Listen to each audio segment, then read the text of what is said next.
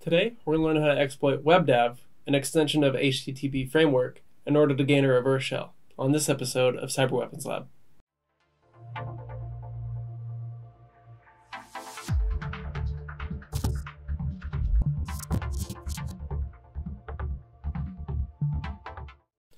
WebDAV, or Web Distributed Authoring and Versioning, is a communication protocol which allows users to remotely collaborate on websites together, allowing them to edit them in tandem from remote distances.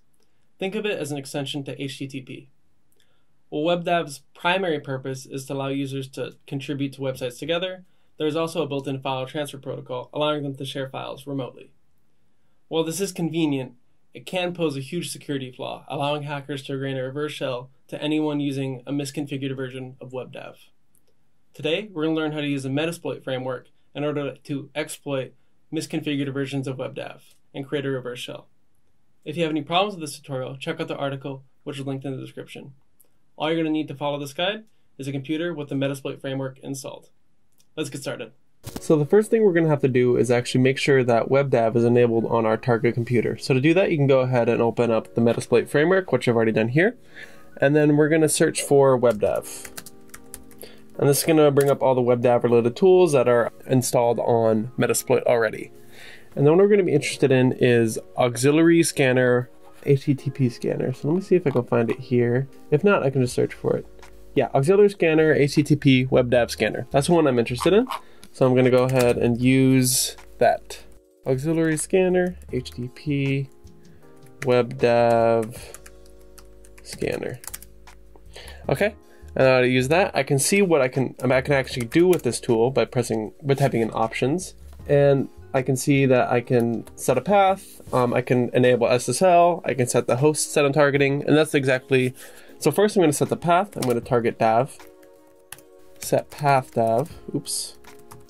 And then next, I'm going to set the R hosts to our target computer, which happens to be, in my case, it's 192.168.1.146, and this is just the local IP address of the computer which I'm targeting.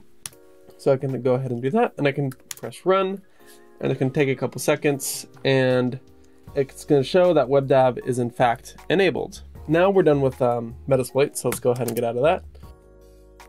And we can make sure that we can actually exchange files with WebDAV by using this program called DAVTest. And it's probably already pre-installed if you have Kali Linux, but you can just Google DAVTest and follow the instruction guidelines, and they're pretty simple.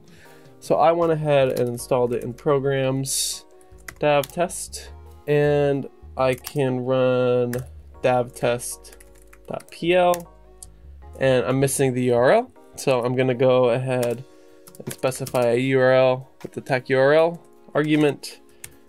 And I'm just going to use the same IP address I was using earlier, and make sure to tack on /dav at the end.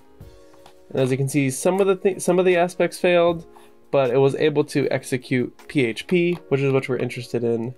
Text passed, and as you can see, so we can actually transfer certain types of files, and a PHP file is what we're actually interested in, because that's how we're going to create the reverse shell. So now that we know we can actually transfer PHP files using WebDAV, then we know we can actually use this exploit. So to actually send the files we want to the WebDAV server, we're going to use a tool called Cadaver. Similarly, you can find Cadaver online and follow the download guidelines, and it's pretty straightforward to install. I think you can actually install it with apt. So if I just type in Cadaver tac h, I can see all the different things I can do with Cadaver. And so let's just first create a text file to send to the WebDAV server. And let's show you the WebDAV server before we get started with that. Full screen, I go to HTTP 192.168.1.146/dav. And as you can see, this is how you'd be able to share files on WebDAV. And this is just where all the files would be stored in this DAV directory on this web server. So let's go back to the terminal and actually send a text file there using WebDAV. So first, let's create a text file. So to do that, we can just do echo, this is my test, and save it to, we'll just call it test.txt. And now we're going to send this test.txt file to the actual server using Cadaver. So let's go ahead and open Cadaver at that website. Okay, and then I can see all the tools at my disposal with Cadaver by typing in question mark. And I'm going to go ahead and put test.txt there. As you can see, it says it's completed. So let's go back to the web server. If we refresh it, we can see this text file is now there. This is my test file. And so now let's actually send the reverse shell PHP file. And if you have Kali Linux, it should be already stored in your root folders. But in case it's not, you can go ahead and just Google Kali Linux reverse shell folder or reverse shell files, and you can download the complete repository there. So I stored mine in the web shells folder. And as you can see, there's different web shells for ASP, Debian web shells, Perl, and what we're interested in is PHP. So I'm going to go ahead and navigate to the PHP subfolder, and I'm going to copy this PHP reverse shell.php file to this directory I was working in. Reverse shell.php, DAVTest. And then you can press Alt period to copy the last argument that you passed into the terminal. So I'm just going to use that to change directories very quickly. And now we can go ahead and send this PHP reverse shell file. But before we do that, first we got to set up a listening port with netcat, and then we got to configure this reverse shell file before we actually send it. So let's go ahead and open up a new terminal window, and let's set up netcat, and we're going to be listening on port, let's do 2323. Okay, and we're going to start doing that. It's listening on port 2323.